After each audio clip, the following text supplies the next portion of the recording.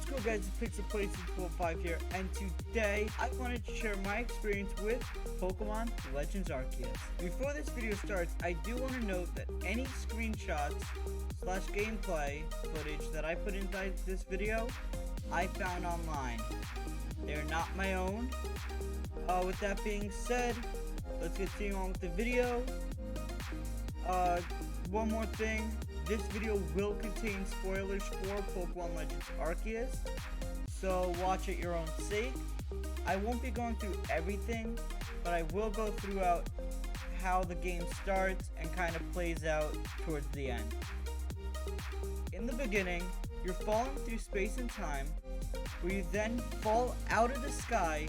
You're woken up by Professor Laventon. He's standing there with the three starters, Oshawott, Rowlet, and Cyndaquil. He then goes on to say how you look weird since you're wearing, to them, futuristic but to you modern day clothes. The three starters then run away from you, where he then gives you Pokeballs and you have to catch them for him. To catch, you just hold ZR and you throw. You have to catch all three. And yes, it can fail, and the faces in this game are hilarious. I'll put some screenshots up. After that, he then invites you to the lab, where as you're walking with him, people judge you for looking weird. If you have social anxiety, close your eyes, I guess, for that part. I don't know what to tell you. When you get to the lab, you then meet Akara, who is like the past Dawn, I think. I'm not quite sure who resembles her. I want to say it's Dawn. After that, you go into the lab and you meet Cyrene. She'll be hard on you, but that's because she wants you to succeed. After that, she gives you a task to catch a Bidoof, Starly, and a Shinx. After you get the task, Professor Laventon lets you pick one of your starter. Note that all three do have Hisuian evolutions. I'll put the silhouettes that were revealed up on screen. They are shiny locked for now, but you can shiny hunt them later on in the wild. I'll go through that later. When you pick your starter, he then gives you Pokeballs. That's pretty much like how the beginning is. Like I said in the intro, I won't do everything.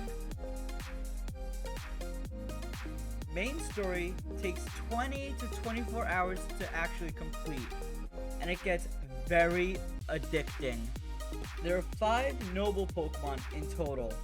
The noble Pokemon are not the rideable Pokemon, so don't confuse them with Weird Ear and stuff. The noble Pokemon are the yellow Pokemon that you have to throw the bombs at, and there's 5 of those. And in order, it is Kleavor, Lilligant, Arcanine, Electrode, and Avalugg. All of which are the Hisuian forms, which Kleavor obviously being the Hisuian evolution of Scyther. Kleavor and Lilligant are pretty easy to beat. Just dodge the attacks with the Y button, that's how you dodge and roll. And you throw your bombs with ZR. When the Pokemon gets dizzy, it'll actually say on top, throw your Pokemon at it to attack. You have to click the X button to switch over to your Pokemon, hold ZR, and throw it at the Pokemon. Note, you will not be able to catch the noble Pokemon. You will not be able to catch those. When you go to fight Arcanine, it's a pretty small arena. When you go to fight Arcanine, it's a pretty small arena, and the attacks are fast. But do the same with Kleavor and Lilligant.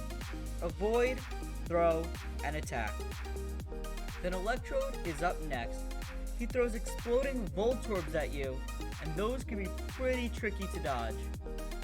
Avalugg is one of the hardest, but also the last noble.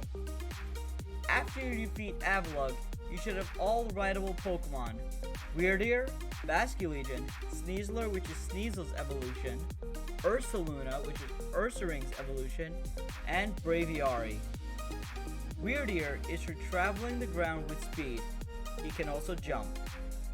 Basculegion can travel the waters, has a dash and a double jump. So to dash you click B, and with Y you can jump, and where you click Y again he also boosts a little bit in the air like a double jump. Sneasler can climb steep mountains. Ursaluna can seek out treasure. This will be used in a task or two. And Braviary is for flying up high and has a dash and a dive. So you click B to dash, Y to dive.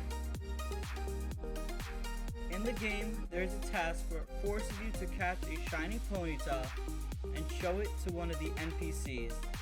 The shiny Ponyta is like the red Gyarados in the Lake of Rage in Gold Silver, Heart Gold, Soul Silver games. Shiny Pokemon are pretty common as well.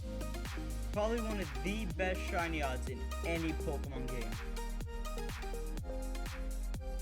In my 30-35 hours of gameplay, I've caught 15 to 20 shiny Pokemon without even hunting, so just random. 3 to 4 of them are shiny alpha Pokemon, which coincidentally brings us into our next segment. Alpha Pokemon are a great addition to the game for an extra challenge. They're pretty high level, so it's advised to stay away from them early on in the game. Wait until you're a 3, maybe 4th star member to mess with them. Alpha Pokemon are the ones with the red eyes. As you can see in some gameplay footage, I'll put this on screen, that was revealed, such as the Ursaring that attacks you, that Gyarados, etc. As of right now, to my knowledge, any Pokemon can be an alpha. And yes, they can be shiny, like I said before. They're really hard to catch, but are a really great addition to any team. Not to mention, they are huge. Here's a picture actually from my Switch, up on screen, of my Alpha Haunter. And I'll try to put one up of my Alpha Shiny Empoleon as well, just to show you how huge they are. To complete the dex, you'll have to have seen or caught 240 Pokemon. 242 if you include Darkrai Shaman, which can be caught post-game, which will not count towards completing the dex.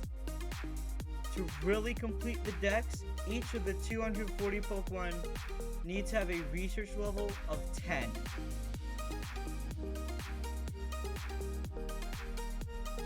This means you have to catch the Pokemon more than once, or catch one and use it in battle a bunch until the research level goes up.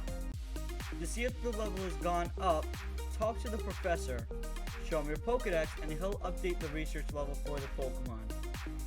If you're worried about your Pokemon evolving before you have the right amount of research level, don't worry. Evolving is not automatic. You have to manually go into your Pokemon, hover over the Pokemon, click X to evolve. So you have to do that manually. Overall, I would say my money was well worth spending. Gameplay time, you definitely get the gameplay you paid for. Not to mention, you'll get addicted fast. Needing to complete the Pokedex to get Arceus is such a good feature, because I know a lot of people, once they get the final legendary, once they beat post-game, they're done. They don't work on the Pokedex. So this will definitely be good for those who want Arceus. They're gonna have to complete the Pokedex. I would give this game a solid 9 out of 10, since some of the textures can be fixed up just a little bit. But what's really making me excited for in this game is when people start to randomize it and make new Nuzlocke rules that correspond with the trainer and how you're able to take damage and black out. Like, I wonder what the rules are. Also, after Rowlet, that's the final Alola Pokemon. So no Litten, no Poplio, none. Just Rowlet, Dartrix, Decidueye. That's also kind of why I'm upset, because I really want my boy Litten, to be honest. Also, now the Kanto starter's in the game, so oh well. Well, that's all for me. I can't wait for you guys to play it. If you made it to the end, make sure to comment down below what your favorite feature is in this game and what starter you'll be picking. I already picked Rowlet because that's my second go-to starter in Alola, and personally I just like the Alola Pokemon. Have a good rest of your day or night depending on your time zone. Don't forget to hit that like button, hit the subscribe button with the bell notifications on. I'll see you in the next video. Goodbye.